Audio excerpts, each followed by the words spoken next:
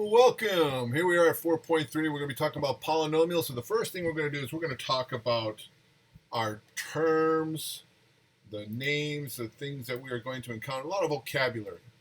So first things first, a term is any number, any variable, and or quantity, which means put parentheses around it because your quantity means it's something inside parentheses. All right, these three things, or a combination of, are going to be multiplied or divided together. No adding or subtracting. The only place you'll see adding and subtracting would be inside the parentheses, but that's okay. We're talking about all the multiplying and dividing taking place out in front of the parentheses. Polynomials, a polynomial is the sum and or difference of terms such that none of the terms are divided by a variable. That means you can divide by a number, you just can't divide by a variable or a variable expression inside of the quantity. Also, there are no parentheses in the terms, therefore you won't see the quantity there. If there are, you need to use the distributive property to simplify away any parentheses. A monomial, it's a special type of polynomial that contains only one term. Examples, 3x squared. Here's a 3 being multiplied to a variable x being squared. 7x is one term, 7 times the x. 2 times x times y times z. Everything is being multiplied together. Again, remember, there's no division here because monomials are going to be part of the polynomial family, so no dividing by variables. A binomial is two-term polynomial. Now, we can take any of these terms. There's a 6 up here. You can have just a plain old number. Now, some people declare, well, 6 can't be a term because it's not being multiplied to a variable. Yes, but it's being multiplied by 1. So 6 times 1 makes this a term. Also, we can say if it has to be a variable, my x could be raised to the 0 power. And as we learned in the last video, x to the 0 is 1. That's legal to be a term. So a two-term polynomial being a binomial is you're going to take any of these two terms up here, we're going to add them or subtract them. So a 3x squared plus 7x, this would be a binomial. 2xyz minus the 6, that's a binomial. A trinomial, yep, you guessed it, it's going to be three terms in a polynomial. So the 3x squared plus the 7x minus the 6, these three terms are considered a trinomial, putting them all together. All right, next we have the degree of a term, the sum of the powers on the variables in one term. Give you a chance to write that down again. The sum of the powers on the variables in one term. So please circle variables. You're not looking at the exponents on a base number. 2 to the third, we saw that a lot in the last video. 2 to the third, that power does not make it a third degree term because 2 to the third can be simplified to 8. As if it was x to the third, that would make it a third degree term.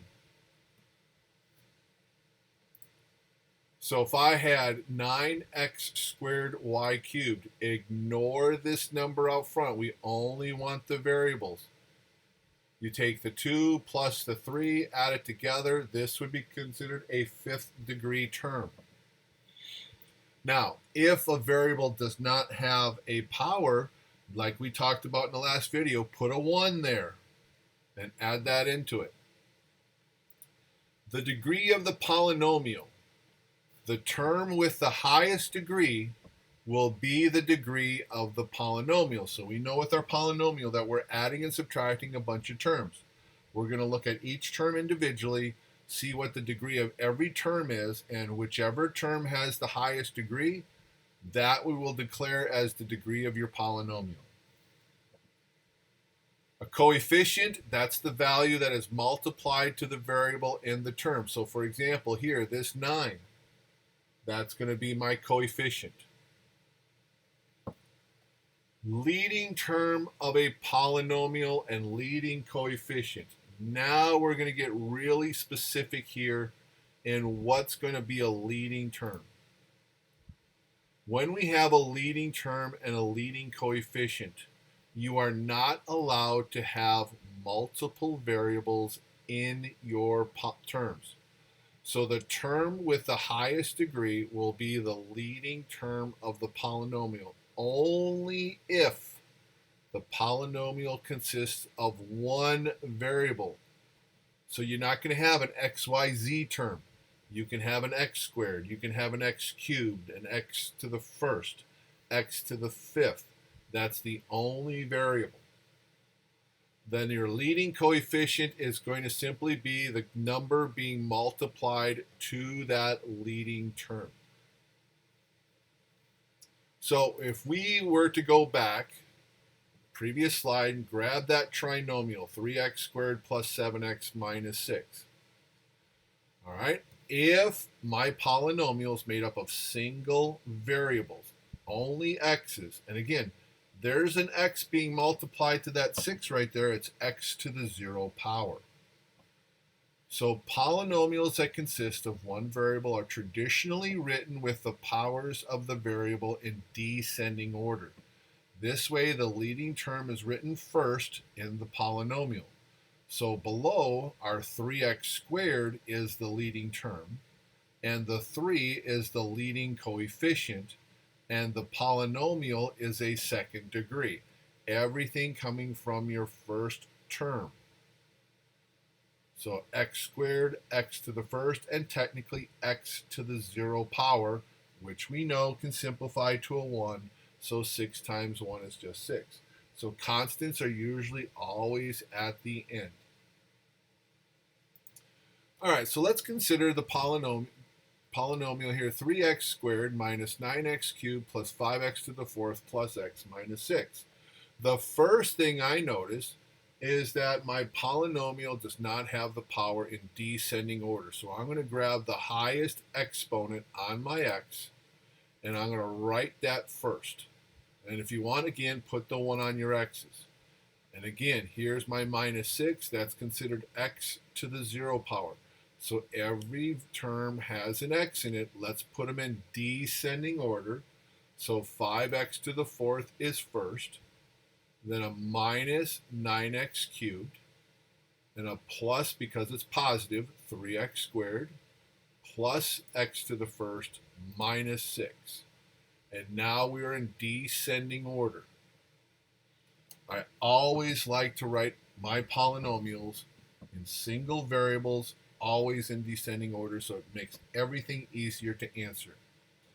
All right, if we're going to identify the terms, all you have to do is put a comma or a semicolon after each term. So 5x to the fourth, comma or semicolon. I believe in your homework you'll be putting in a comma. Then my minus 9x cubed, my minus sign becomes a negative. Comma 3x squared. I don't need to put the plus sign there because it's already positive. Comma or semicolon x, comma or semicolon, then negative 6. The minus sign makes the 6 negative. The coefficients are now just all the numerical values. The 5, the negative 9, the 3, the 1, and the negative 6. And the degree of the terms, now we look at the powers. A fourth degree term, third degree term, second degree term, first degree term, and as we saw up here, our 6, our minus 6, has x to the 0 being multiplied to it, so that makes it a 0 degree term. My leading term is the 5x to the fourth. My leading coefficient is the 5. And the degree of my polynomial is the power of 4. It's a fourth degree.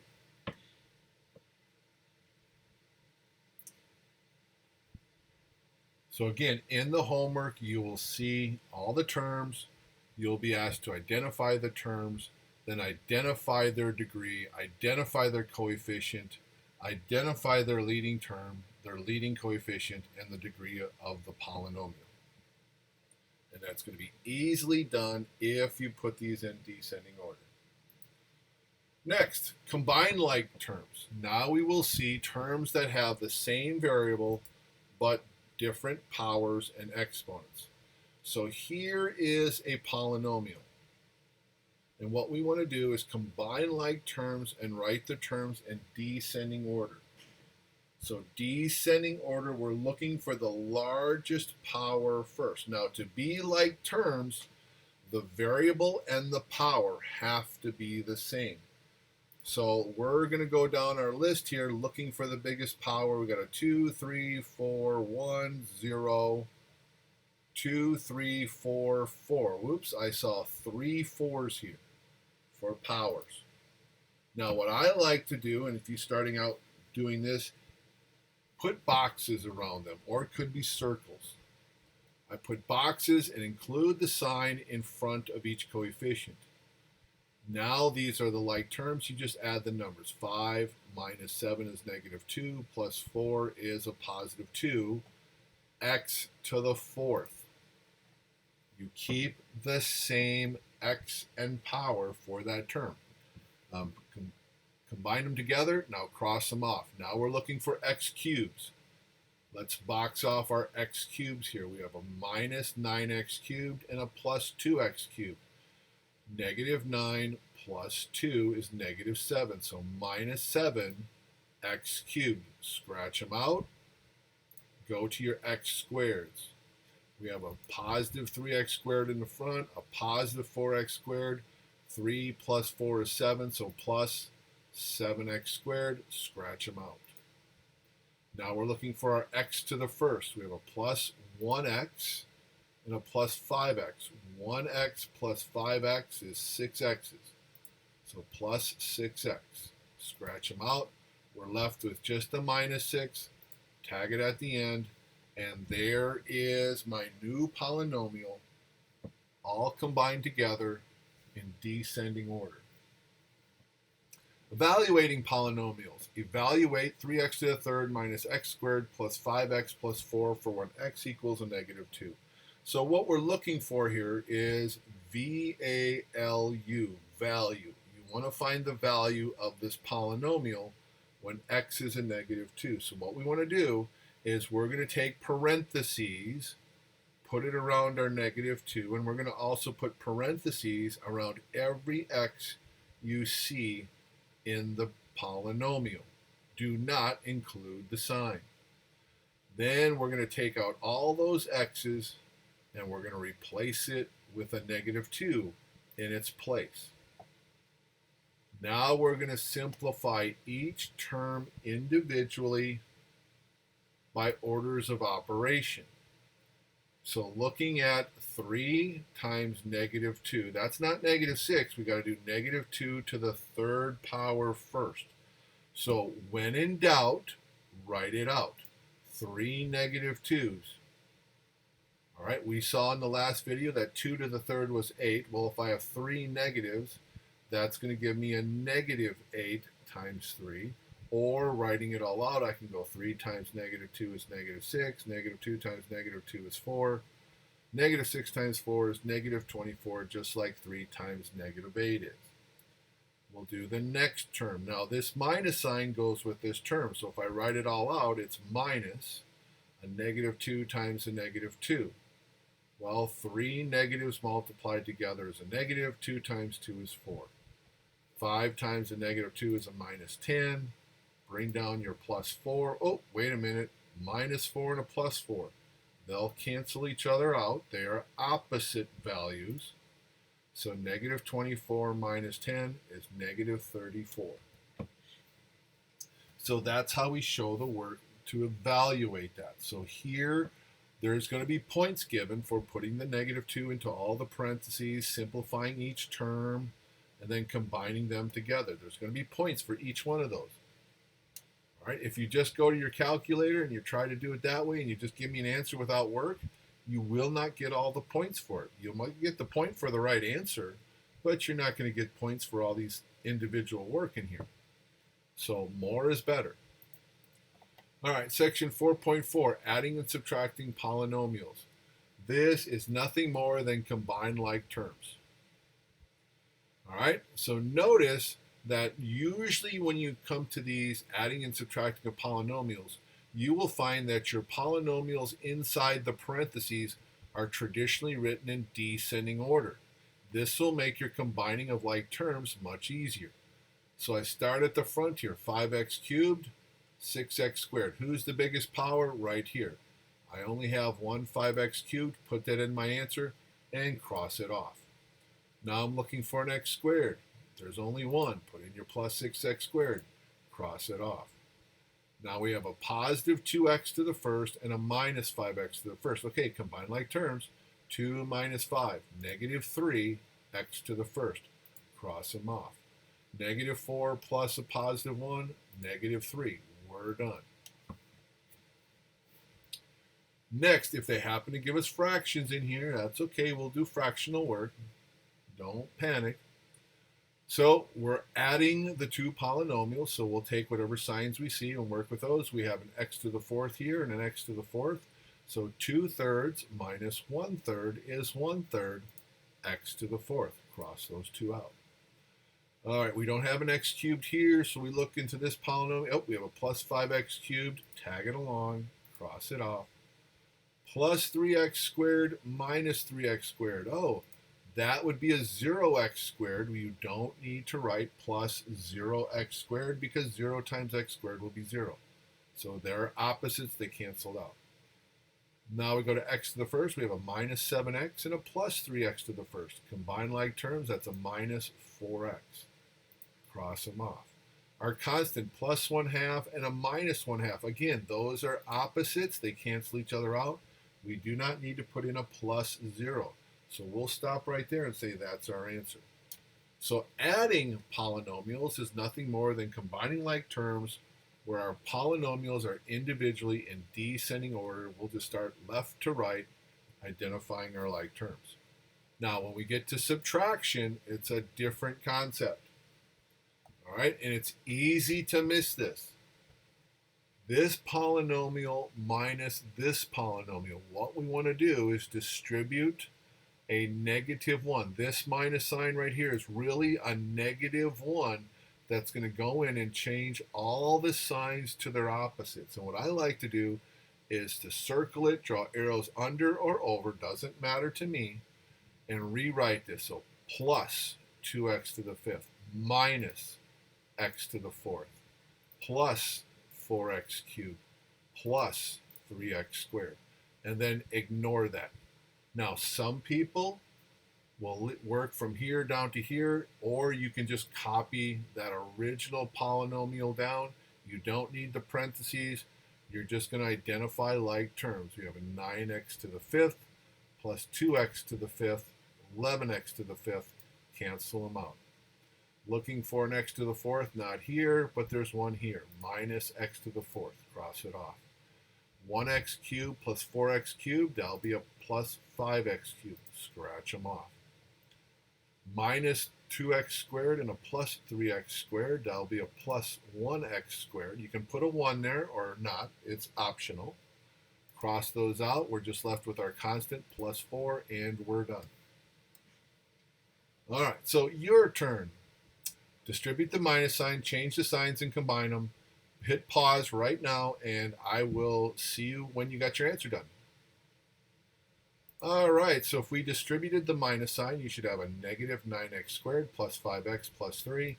Bring down your three other terms and combine them together. 5x squared minus 9x squared, that'll be a minus 4x squared. Scratch them off.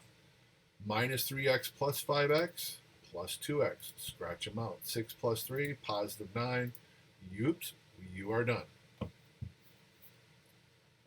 All right, next. Sometimes they're going to give you binomials and trinomials on the sides of rectangles. So it says find the perimeter and the total area of the shaded rectangles. All right, perimeter is the distance around the object. So what we need to do is we need to fill in these missing sides by looking at what's opposite of them. So here, this side here, opposite is this x. This x will go down to here. This 3 will go across to here. 5 will come across. So we're going to take those numbers, slide them across, and now add up all those segments. Well, we have x plus x plus x plus x. We have 4 x's. All added together, that'll be 4x. We'll have a 3 plus a 3, a 5 plus a 5, 6 plus 10 will give me 16. So the perimeter is 4x plus 16 units. Now, if they happen to give that to us in centimeters, we need to put centimeters there. If it's feet, we got to put in feet. It is a linear distance. Now, the area for my shaded rectangles is to go find the area of each individual rectangle by doing a length times width. All right? So starting with this one, here's an x on one side, x on this side, x times x makes this area x squared. This rectangle here, 5 times x will be 5x. 3 times x will be 3x. 5 times 3 will be 15. And we'll write out all 4 areas, x squared plus 5x plus 3x plus 15. Combine the like terms, 5x plus 3x will give us 8x. And this is my area. And because it's area, it's measured in square units. So if they don't give us units, we'll put in just the word units. If they give us feet, we'll put in square feet. If they give us meters, we'll put in square meters. Next example, finding the area of the shaded region. Well, we're working with circles, so the area of a circle is pi r squared. All right, now to find the area of this donut shape here, if you will, is we need to find the area of the bigger circle and subtract off the smaller circle so we can create a hole here. So my big circle has a radius of x. My small circle has a radius of 5, and we need to subtract that. So we'll put x in for r. This will be pi x squared for this area. And we'll put a 5 and square it for r. That will give us 5 squared times our pi. So simplifying the 5 squared, that can be 25 pi. So this is one answer, pi x squared minus 25 pi square units. Or you might see where they had said, look, pi is a factor of both terms, and they did the distributive property backwards and put it outside the parentheses and put the x squared minus 25 on the inside. Either one is acceptable for me. And that wraps up 4.4.